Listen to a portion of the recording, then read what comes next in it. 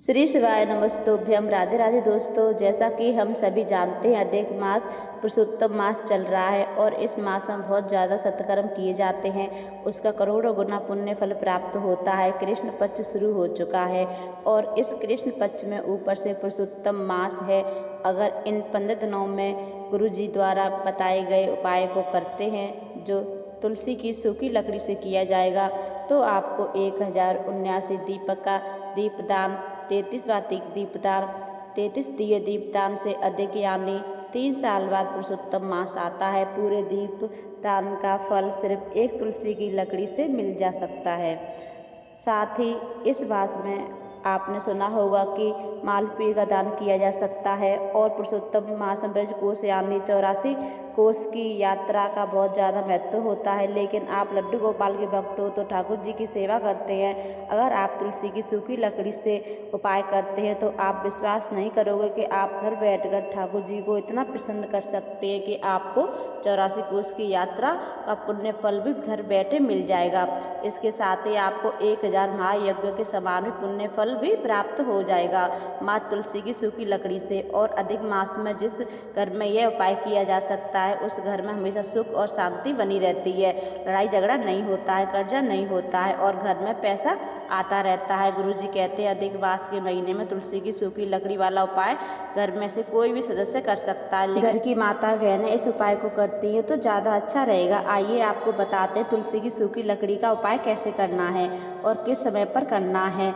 इस उपाय को करने के लिए सबसे पहले सूखी हुई तुलसी की लकड़ी लेनी है। इसके लिए आपको तुलसी सूख जाए तो उसे फेंकना नहीं है, उसे संभाल कर रख लेना है क्योंकि यह बहुत ज़्यादा काम की होती है।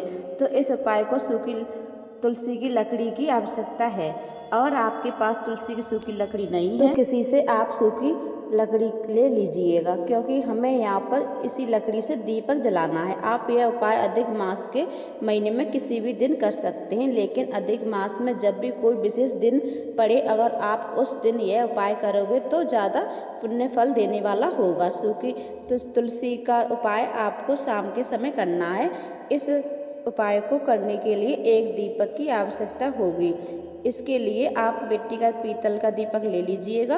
अगर आपके पास मिट्टी का दीपक नहीं है तो आप आटे का दीपक भी ले सकते हैं। इसके बाद आपको सबसे पहले सूखी तुलसी की लकड़ी लेना। आप चाहे यहाँ पर एक लकड़ी ले सकते हैं या फिर 2 या 3 लकड़ी भी आप ले सकते हैं। तुलसी जी की लकड़ी इतनी बड़ी लेनी है कि जितनी बड़ी आप दीपक के लिए बाती बनाते हैं। इसके बाद तुलसी की लकड़ी लेकर उसे सही साइज में तोड़ लेना है। अब थोड़ा सा रुई का टुकड़ा आपको लेना है। इसके बाद इस रुई को तुलसी की लकड़ी के ऊपर हल्का सा लपेट लेंगे जिससे कि दीपक अच्छे से जल सके। इसके बाद आप चाहे एक लकड़ी के ऊपर रुई लपेट सकते हैं या आप 2 या 3 लकड़ियों को एक साथ लेके रुई लपेट सकते हैं। इसके बाद गाय का देसी घी लेना है और तुलसी की लकड़ी से हमने बनाई गई बाती को घी में अच्छे से डुबो लेंगे और थोड़ा घी दीपक के अंदर लेंगे। हमें एक बात का ध्यान रखना है, तुलसी की लकड़ी घी में अच्छे से डुबो लेना है तभी वह अच्छे से जलेगी। अब इस दीपक को अपने घर के मंदिर में रख लेंगे। इसके बाद दीपक को प्रज्वलित कर लेंगे। अब बहुत ही प्रेम पूर्वक हम आरती करेंगे। इसके लिए सीधे हाथ में दीपक को उठाकर हम आरती करेंगे। सर्वप्रथम पूजनीय श्री गणेश भगवान जी की हम आरती करेंगे। इसके बाद श्री हरि विष्णु जी की आरती करेंगे, शिव जी की आरती करेंगे, लक्ष्मी माता की आरती करेंगे। अगर आपसे आरती नहीं आती है तो आप दीपक को क्लोज बाय घुमाकर भी आरती कर सकते हैं। इसके बाद फिर हम हाथ जोड़कर पूजा में रही कमियों के लिए क्षमा याचना करेंगे और अपनी मनोकामना को पूर्ण करने के लिए प्रार्थना करेंगे। ऐसा करने से आपके जीवन में सुख शांति आ जाएगी, पैसे की समस्या भी दूर हो जाएगी। गुरु जी कहते हैं अधिक मास के महीने में तुलसी की सूखी लकड़ी का गाय के घी का दीपक जलाया जाता है और उस घर के लोगों को कई सारे दीपदान करने का एक साथ फल मिल जाता है। ऐसा करने से गंगा स्नान करने का फल मिल जाता है।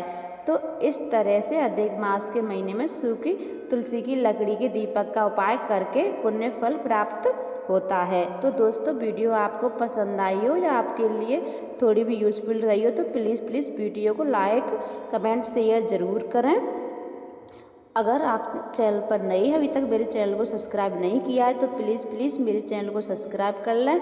श्री हरि विष्णु कृपा आप सभी पर हमेशा बनी रहे, इसी कामना के साथ फिर मिलती हूँ। जब तक के लिए श्री शिवाय नमस्तुभ्यम। राधे राधे।